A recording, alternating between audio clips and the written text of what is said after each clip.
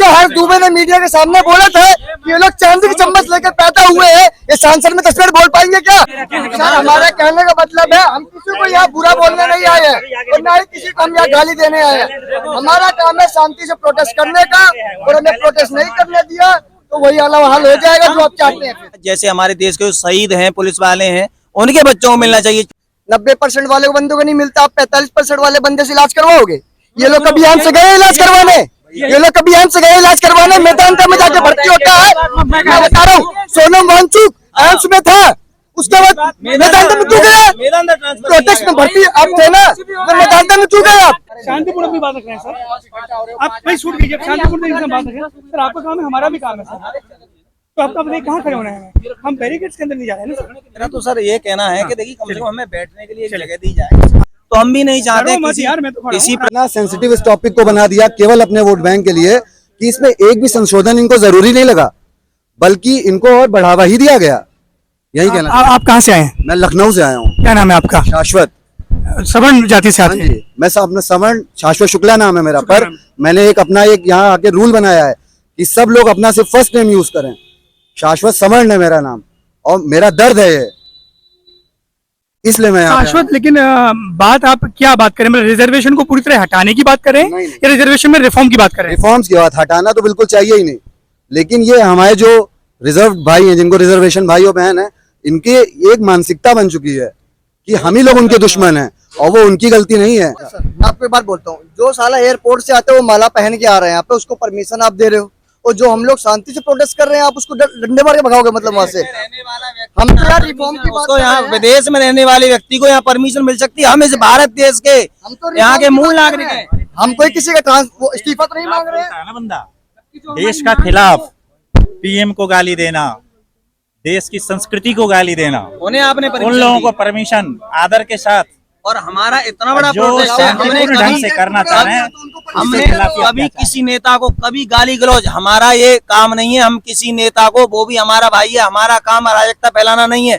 हमारा काम है अपनी बात को आराम। लेकिन अब जिस तरीके से बैरिकेड्स लगा दिए गए हैं, और मेरी पुलिस वालों से बात हो रही थी, कुछ ऑफिशियल से भी बात हुई, उन्होंने साफ तौर पर कहा कि अब यहाँ पे कोई प्रदर्शन होने नहीं दिया जाएगा। और ये डिक्टेटरशिप है, ठीक है। और जो जेंजीज आए थे, सो कॉल्ड जेंजीज, इन्होंने कहा कि ये तानाशाही हटानी है, डिक्टेटरशिप, वो ये डिक्टेटरशिप इन्होंने झेली दी, हम डिक्टेटरशिप झेल रहे हैं।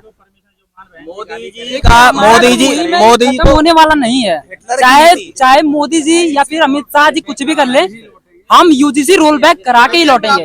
और हमारी जो यूजीसी की मेन समस्या क्या है वो बताइए? यूजीसी की मेन समस्या क्या है? सर सब शिक्षा के ऊपर लेके है बात, ये समझ रहे आप? मेन समस्या बताता मैं self student of PG post masters कर रहा हूँ लखनऊ विश्वविद्यालय से, ठीक है। मेरा एक प्रॉब्लम है, मैं सारे वर्गों के साथ पढ़ता हूँ, उनकी फीस भी कम है। मैं ये बस जानना चाहता हूँ कि ऐसी कौन सी जरूरत पड़ गई थी विश्वविद्यालयों में, खासकर यूजीसी यूनिवर्सिटी ग्रांट कमीशन आपकी जो है, इनको ऐसा क्या लगा कि कौन सा इनका शोषण हो रहा है बच्चों का? एक SC/ST इनके पास हथियार, ठीक है। आप जाति सूचक, आप कुछ ना बोलें, बोलने का कौन गवाह है? वो जाके कह रहे हैं हमको गाली दे दी। अब लीजिए, अब कमेटी, भाई साहब प्लीज, अब वहाँ कमेटी बैठी है, ठीक है, उसमें भी सवर्ण नहीं बैठ सकता, कमेटी के मेंबर भी इनके ही रहेंगे। मुख्य मुद्दा है, अगर मान लीजिए, क्योंकि मेरी कई सारे लोगों से बात हुई थी, कई सारे OBC SC/ST के भी स्टूडेंट्स आए थे, पहले दिन मिले थे, और उन्होंने ये कहा था कि उन्हें मेन समस्या क्रीमी लेयर से, क्योंकि SC/ST में भी जो कई सारे जो लोग हैं उनको उनकी वजह से लाभ नहीं मिल पा रहा है, तो लोग चाह रहे हैं कि रिफॉर्म किया जाए। बिल्कुल, देखिए जो आरक्षण है इसी के आधार पे तो होना चाहिए ना, क्योंकि आप अमीर हो, ठीक है, फिर भी आपको आरक्षण मिल रहा है, ठीक है, और जो एक लड़का गरीब है उसके पास हर एक चीज है, वो जब उसकी बात आई है सीट लेने की, तो कहीं ना कहीं वो उसी की वजह से मार खाता है, क्योंकि उसके पास पैसा भी है और हर एक चीज है, कहीं ना कहीं आरक्षण लगा ले रहा नीचे से। लेकिन जिस तरीके से देखा गया कि CJP की बातें सरकार ने बहुत इजीली मान ली, धर्मेंद्र प्रधान का इस्तीफा दे दिया, अब वो स्कूल्स को लेकर बात कर रहे हैं, वो भी स्टूडेंट्स को लेकर बात कर रहे हैं। लेकिन अब ये जो आपने जो आंदोलन शुरू किया, उसे सरकार ने एक दिन नहीं कुछ ही घंटे में दबा दिया, तो अब आपका क्या आपकी प्लानिंग रहेगी? मेरा कहना तो यही है कि इतने आंदोलनों से हमें ये पता लग चुका कि ये सरकार लट से और गाली गलौज से ही मानती है। आप बैठ कर यहाँ हवन पूजा करेंगे, सरकार के कान पे सुनिए, एक बात भैया मैं कहना चाहूंगा। देखिए, ये लोग कहते हैं संगठन में शक्ति होती है, ये एक बहुत पुराना कोट है। देखिए, मैं CJP जो प्रोटेस्ट हुआ, ये सब जानते हैं। अभिजीत दीपके का बैकग्राउंड क्या था, उनके साथ जो विजेता दहिया शायद, उनका बैकग्राउंड क्या था, बीजेपी का एक जो आप स्टूडेंट्स वाली बात करी, उसको जो जो यहाँ पे है मेरे ख्याल से सबके हाथ में फोन होगा और सबने देखा होगा वहां नारेबाजी क्या हो रही थी, आक्रोश किसके खिलाफ था। जी जी। तो दूसरी बात ये है कि चाइना में कई साल कम्युनिस्ट पार्टी बनने से पहले एक सरकार रूल करती रही थी, सेम कंडीशन इंडिया की है। हिंदू राष्ट्र नहीं चाहिए भैया, हमें इक्वल राष्ट्र। भैया कैमरा दिखा दीजिए। देखिए पुलिस लगातार मना करी लोगों को इकट्ठा करने के लिए। हालांकि ये देखिए लोग भी आ गए, ये लोग भी आ गए लगातार। जी सर, बस वो लोग अपनी बात रख रहे हैं। ठीक है, इकट्ठा बात ठीक है, आइए बातें चलती हुई बात रख रही है। मैं तो ये कहना चाहता हूँ कि शांतिपूर्ण धरना प्रदर्शन होना नहीं चाहिए, शांतिपूर्ण धरना प्रदर्शन होना चाहिए। ये सरकार शांतिपूर्ण के लायक है ही नहीं है। मैं ये कहना चाहता हूँ सबसे, यहाँ गरीब को गरीब तो ये देखिए 163 लगी हुई है लगातार। यहाँ पर पुलिस फोर्स, भारी फोर्स तैनात है। आप लोग इनसे पूछे कभी हमने आपको बुरा बोला? जब से 21 तारीख से बैठे हमने किसी आर्मी वाले को बुरा बोला, किसी को गाली दी? भारत माता की, हमको अधिकार मांगते। भारत माता की, भारत माता की, भारत माता की। गवर्नमेंट हम अपना अधिकार मांगते, हम अपना अधिकार मांगते, नहीं किसी से भीख मांगते। सर हमारा कहना ये, जो गवर्नमेंट का कहना है कि साल में जो 8 लाख रुपए कमा रहे हैं, जो साल में 8 लाख रुपए कमा रहे हैं, अगर किसी घर का एक भाई 8 लाख रुपए कमा रहा है तो क्या भाई भाई का होता है क्या? हम तो अपने लिए लड़ रहे हैं ना यार, हम तो अपने परिवार के लड़ेंगे ना। जो हर दुबे ने मीडिया के सामने बोला था कि ये लोग चांदी की चम्मच लेकर पैदा हुए हैं, ये सांसद में 10 मिनट बोल पाएंगे क्या? हर किसी का बच्चा नीचे हाथ में नहीं आता, गरीब नहीं है क्या? हम भी ओला में गधे को घोड़े नहीं बना सकते। अरे ये सम्मत कहिए दादा, नहीं सुनो, नहीं मैं क्या कर रहा हूँ, टैलेंट को दबाकर आप देश का विकास वही मेरा कहने का सर हमारे कहने का मतलब है, हम किसी को यहाँ बुरा बोलने नहीं आए हैं और ना ही किसी को हम यहाँ गाली देने आए हैं। हमारा काम है शांति से प्रोटेस्ट करने का, और हमें प्रोटेस्ट नहीं करने दिया तो वही हाल हो जाएगा जो आप चाहते हैं। ये आरक्षण क्या एक प्रतिबंध है टैलेंट पर, टैलेंट का गला घोटना। अभी मैं लेटेस्ट नीट एग्जाम का रिजल्ट बता रहा हूँ। मेरी एक भांजी है, उसका फर्स्ट अटेम्प्ट में 550 नंबर आया, उनका दाखिला कहीं नहीं हुआ, उसके नीचे जो 470 वाले का दाखिला हो गया। लेकिन मुझे इतने लोगों में से बस केवल ये बात बताइए, मेन मुद्दा है। मैं अपने कैमरामैन से कहूंगा फोकस करें। देखिए, रिजर्वेशन हटाने के लिए आंदोलन नहीं है, रिजर्वेशन रिफॉर्म के लिए है। यूजीसी पर आपने सीधे बोल दिया यूजीसी हटना चाहिए, जो भी कानून है। मुझे सिंपल ये बताइए कि जो रिजर्वेशन में रिफॉर्म है, आप क्या बोलते हैं, किस तरीके से रिजर्वेशन का रिफॉर्म हो कि उसका फायदा जो SC ST OBC के वंचित लोग हैं उन्हें भी मिले और जो सवर्णों के गरीब है वो भी मिले। जी सबसे बड़ी चीज उसमें गिनती के 3 से 4 बिंदु हैं। सबसे पहले आर्थिक आरक्षण के आधार पर आपको आर्थिक होना चाहिए। दूसरा, जैसे हमारे देश के शहीद हैं, पुलिस वाले हैं, उनके बच्चों को मिलना चाहिए, क्योंकि देखो उन्होंने देश की सेवा की, उन्हें उनका अधिकार है इस आरक्षण पे। तीसरा, जो विकलांग वर्ग है इसको आरक्षण मिलना चाहिए भाई। तो आप ये बताओ मुझे, आप 45% वाले को नीट में परमिशन देते हो, ठीक है, 90% वाले को बंदों को नहीं मिलता, आप 45% वाले बंदे से इलाज करवाओगे? ये लोग कभी हमसे गए इलाज करवाने? ये लोग कभी हमसे गए इलाज करवाने? मेदांता में जाके भर्ती होता है। मैं बता रहा हूँ, सोनम वांगचुक एम्स में था, उसके बाद मेदांता में क्यों गया? प्रोटेस्ट में भर्ती आप थे ना, तो मेदांता में क्यों गए आप? इसका जवाब दोगे आप हमें? अच्छे डॉक्टर हैं और अच्छी पढ़ाई करके वहाँ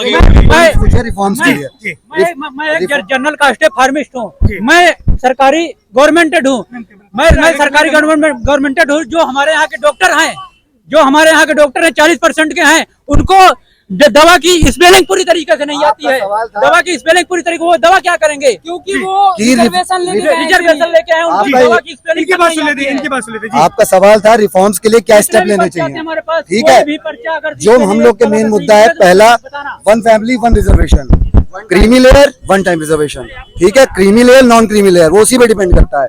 तीसरी बात, SC ST का जो एक्ट बनाया था इन्होंने, इसमें रिफॉर्म्स बहुत ज्यादा जरूरी है भैया। और मैं ये 3 पॉइंट्स है मेरे।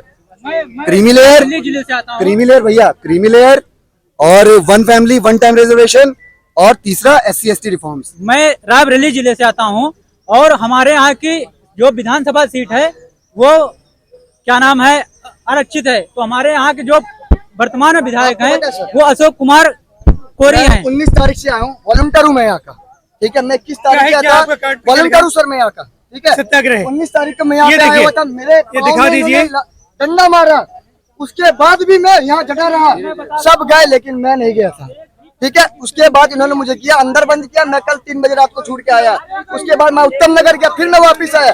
आप ये बताओ भेदभाव कहाँ का होना चाहिए? अगर ये रिजर्वेशन गरीब को दें, आरक्षण किसको चाहिए? हमें रिफॉर्म क्यों चाहिए? हम चाह रहे हैं कि जो एक व्यक्ति जो डोम कम्युनिटी से आता है, जो पासी कम्युनिटी से आता है, या कोई मुसहर कम्युनिटी, आपने शायद नाम ना सुना हो, मुसहर का सुना है मैंने, बिहार में सुना है, यूपी बिहार में है। और डोम कम्युनिटी के कितने लोग हैं जिनका प्रतिनिधित्व हो पाया है? नहीं हो पाया। जिनका हो रहा है लगातार उनका हो रहा है। टीना डाबी के माता पिता भी IAS, टीना डाबी भी IAS, BR गवई के पिता और कई जन 3 पीढ़ी जज बनने जा रहे हैं, लेकिन वो फिर भी SC में है।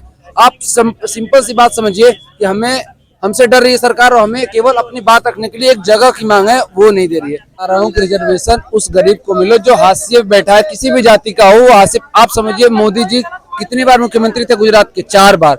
उसके बाद 3 बार प्रधानमंत्री है। ये लगातार 7 बार से वो सत्ता के शीर्ष पर विराजमान है, फिर भी वो जाके स्टेज पे कहते हैं कि मैं दलित समाज का बेटा हूँ, मैं OBC समाज का बेटा हूँ। आप बताइए, अगर 4 बार मुख्यमंत्री और प्रधानमंत्री 3 बार बनने के बाद भी आप दलित और OBC से बाहर नहीं आ पा रहे हैं, तो एक व्यक्ति को अगर रिजर्वेशन से क्लर्क बना देंगे तो उसकी जाति से वो बाहर आ जाएगा। तो पहली बात तो रिजर्वेशन या कोई पोस्ट या कोई जॉब किसी को जाति से बाहर नहीं ला सकती। जातिगत समस्या को हम समाज में मिलकर हल करेंगे। मेरा आखिरी सवाल आपसे है, अब ये प्रदर्शन करने की इजाजत यहाँ पे नहीं दी है, आप बाहर से आए, कई सारे लोग हैं, अब आप क्या करेंगे? आप सभी के बारे में बात कर रहा हूँ, अब आप लोग क्या बात करें? यहाँ पे रुकेंगे, जाएंगे? ये हमें चाहे 20 बार डिटेन कर ले, चाहे 40 बार। लखनऊ में जो बंदा हर सुबह बैठा है, मैं उसके कहने से नहीं चलता। सीधी बात, उसने 2 दिन का टाइम लिया, मैं 1 दिन का भी टाइम नहीं मांगता। आप आओ, छात्र सामने बात करो, स्टेज में बैठ के बात करोगे तभी बात होगी। ये नहीं है कि सूरज दास की तरह जाके आप मीटिंग में बात करो जाके। पहली बात तो कोई पागल नहीं है, सब अपने अपने लिए आए हैं। सर 1 मिनट, ठीक है? खुले मंच से कोई भी बात होती है, आप खुले मंच पे बात करिए। देखिए, आप खुले मंच से बात करिए। जा रहा कम से कम बात तो करने दीजिए। देखिए, आप जो है सर खुले मंच से खुले पैमाने पे बात करिए। आप देख सकते हैं किस तरीके से सरकार जो है, इस तरीके, देखिए प्रशासन की, देखिए हम प्रशासन को मानने वाले लोग हैं, हम प्रशासन का सहयोग करने वाले लोग हैं। ये हमारे अपने भाई बंधु हैं, हमारी इनसे कोई कुंठा नहीं है। ये अपनी नौकरी कर रहे हैं, ये मेहनत किए, रातों रात पढ़े तो इनको नौकरी मिल गई, लेकिन हमारी इनसे कोई कुंठा नहीं। और सर, ना हम पागल हैं कि इनके ऊपर गाली गलौज करें, ना पत्थरबाजी करें, ना हमारे खून में, ना हमारे संस्कारों में। हम शुरू से कानून को, सरकार को मानने वाले लोग हैं। हमारा सर सीधा सा मुद्दा इतना है कि आप जाति परक आरक्षण को खत्म करके व्यक्ति परक कर दीजिए।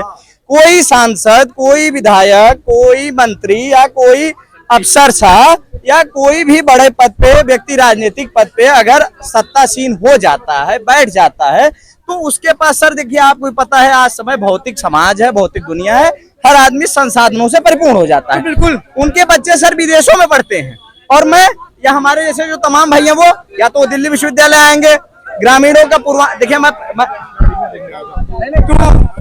चलिए भाई, इधर आइए। सर बात तो करनी चाहिए। तो आप देख सकते हैं लगातार लोगों को डिटेन कर रही है, जो लोग ज्यादातर तरीके से यहाँ पर उनकी बात नहीं मान रहे हैं, क्योंकि यहाँ पर धारा 163 लगी हुई है। लेकिन मैं पूछना चाहता हूं तमाम लोगों से, क्या लोकतंत्र में आवाज दबाना सही है?